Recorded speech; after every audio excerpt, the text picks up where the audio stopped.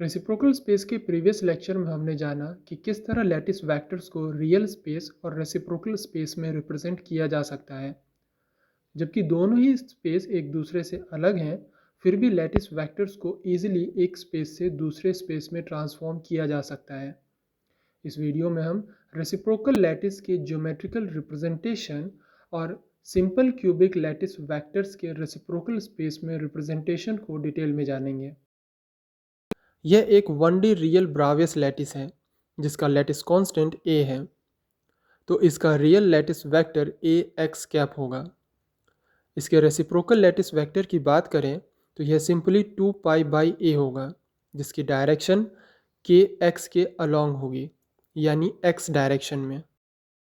बात करें किसी 2D ब्रावियस लैटिस की, तो यह एक 2D ब्रावियस लैटिस है जिसके रियल पैरामीटर्स x डायरेक्शन में a और y डायरेक्शन में c है। तो इसके real lattice vectors a x cap और c y कैप होंगे। बात करें इनके रेसिप्रोकल लैटिस वेक्टर्स की, तो यह सेम प्रोसीजर फॉलो करने पे b1 और b2 वेक्टर की हमें यह वैल्यू मिलती है। यहाँ एक इंटरेस्टिंग बात यह है कि रियल लैटिस में लैटिस पॉइंट्स के बीच की हॉरिजॉन्टल स्पेसिंग वर्टिकल स्पेसिंग से ज़्यादा है, लेकिन रेसिप्रोकल स्पेस में वेक्टर्स चूँकि लेंथ के रेसिप्रोकल होते हैं, इसलिए रेसिप्रोकल स्पेस में लैटिस पॉइंट्स के बीच की हॉरिजॉन्टल स्पेसिंग वर्टिकल स्पेसिंग से कम हो गई है। यहाँ एक बात और नोट करें कि जिस तरह रियल स्पेस में किन्हीं दो लैटिस पॉइंट्स के बीच के ट्रांसलेशनल वेक्टर्स को इस रिलेशन से दिया जाता है जहाँ a1 और a2 रियल लैटिस वेक्टर्स होते हैं, ठीक उसी तरह रेसिप्रोकल स्पेस में दो लैटिस पॉइंट्स के बीच के रिलेशन को इस तरह दिया जाता है जहाँ b1 और b2 रेसिप्रोकल लैटिस वेक्टर्स हैं। इसे g से डिनोट किया जाता है। बात करें किसी 3 डायमेंशनल लैटिस की, तो यह रियल स्पेस में 3D लैटिस है जिसके real lattice vectors a1, a2 और a3 हैं और translational vector na1 plus ma2 plus la3 हैं।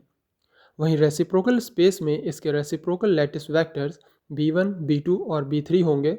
साथ ही इनके translational vectors n prime b1 plus m prime b2 plus l prime b3 होंगे। अब बात करते हैं सिंपल क्यूबिक लैटिस की।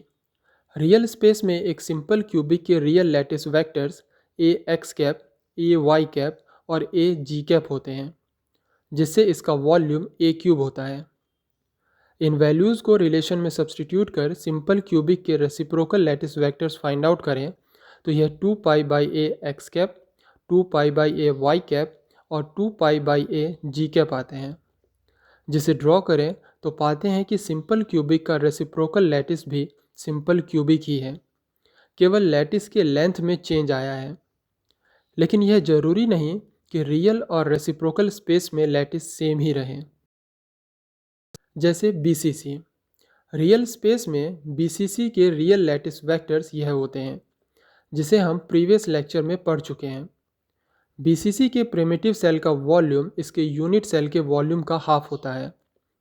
इन वैल्यूज़ को रिलेशन में सब्सटीट्यूट कर सॉल्व करने पर हमें BCC के रेसिप्रोकल लैटिस वेक्टर्स मिलते हैं। इन वेक्टर्स को देखकर आपको कुछ याद आता है?